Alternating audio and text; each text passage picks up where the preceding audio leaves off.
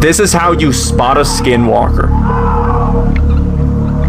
On May 6th of 2020, a YouTube channel by the name Gemini Home Entertainment uploaded a survival video. And it was pretty basic until it started to demonstrate the dangers of nature, calling one specifically an auditory hallucination. You can see someone camping when all of a sudden they begin recording what seems like a man calling out for help.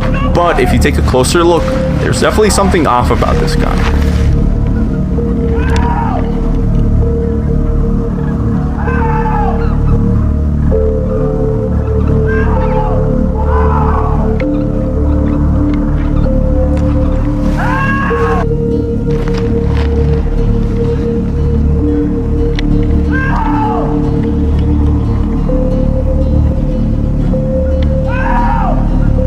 To this, the video says don't approach it. If you hear them, they have already heard you.